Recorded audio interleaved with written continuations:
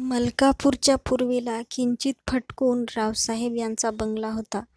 तो अतिशय आकर्षक होता. त्यात अनेक खोल्या होत्या. त्याच्या दारावर रेशमी पडदे झुलत होते. त्याच्या भोवती 8 फूट उंचीचा कुसव उभा होता आणि त्या कुसवात बंगल्याभोवती एक सुंदर बाग होती. जाईचे मांडव, मोगरा, गुलाब, रातराणी, केळीची आळी, अंतरांतरावर नारळाची उंच झाडं यानं ती बाग बहरली होती. जणू ते नंदनवनच होतं. समोर एक लोखंडी दरवाजा होता. तिथं दादा दरेकर नि राम्या रामोशी ही 2 भयंकर माणसं पहारा करीत होते. 11 वाजत होते. एका प्रशस्त दालनात रावसाहेब शांत बसून जेवत होता. कोंबडी, तळलेले मासे, अंडी असे अनेक पदार्थ तो चवीनं खात होता. समोरच एक व्हिस्कीची बाटली उभी होती. तो पिऊन धुंद झाला होता. स्वयंपाक्या पांडू एक एक पदार्थ आणून त्यांच्या टेबलावर हळूच ठेवून पाऊल वाजू न देता पाय काढीत होता. रावसाहेबाला लोक त्या खोऱ्यात मालक या नावानं ओळखत होते. मालकाचं जेवण झालं. मग तो धुंद पण मंद पावलं टाकीत व्हरांड्यात आला. त्यानं शिकारी चालीची पॅन्ट घातली होती. तो थांबला. त्यानं वळून पाहिलं आणि हाक मारली, "वासू! " तसा वासू धावत आला. 20 वर्षाचं वय, गोरा रंग, देखणा चेहरा, पाणीदार डोळे, मजबूत देह असा वासू मालकापुढं उभा राहिला. त्याचे सुंदर केस भुरभुरू लागले. तो हुमाची वाट पाहू लागला. मालकानं खाली पाहत मान झिंजाडली आणि शांतपणे म्हणाला, "वासू, जेवून घे. टांगा तयार कर नि राजूरला जा. आज मीनाक्षीबाई येत आहे. ती 3च्या एसटीनं येईल.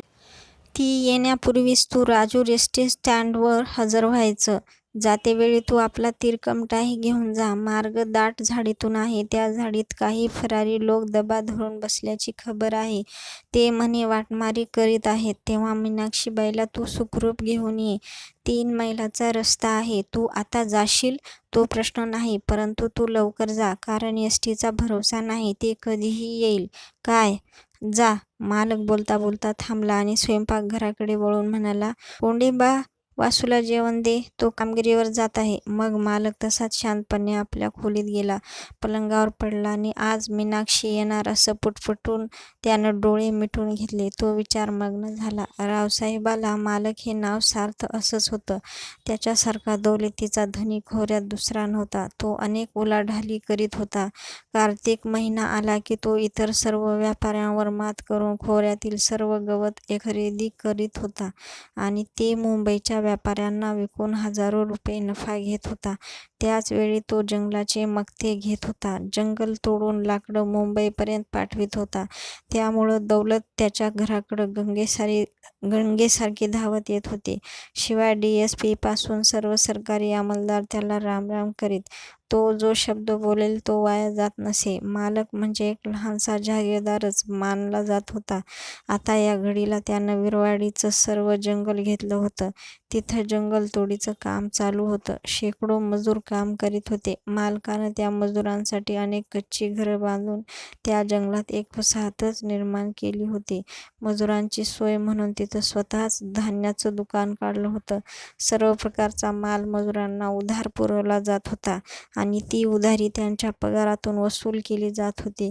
या कामावर अनेक माणसं नेमली होती. ती सर्व कारभार व्यवस्थित चालवीत होती. अशा या मालकाचं आयुष्य म्हणजे एक चमत्कार होता. आज 3 वर्ष त्याच्या या कामाला खंड नव्हता. तो एकटाच सर्व करीत होता. परंतु तो कधीच दमत नव्हता. बाहेर वासूनं टांगा जुंपला. घोड्यांच्या गळ्यातील चाळ वाजला. तसा मालक धडपडून बाहेर येऊन म्हणाला, "वासू, मीनाबाईला सांभाळून घेऊन ये. " वासूनं होकारार्थी मान हलवली. टांगा राजूरकडं निघाला. त्यानं एक वळण घेतलं आणि बंगल्यात पोस्टमन आला. त्यानं मालकाची पत्रं पुढे ठेवली. यात एक पत्र होते. ते पाहून मालक चमकला. त्यानं ते पत्र घाईनं फोडलं नि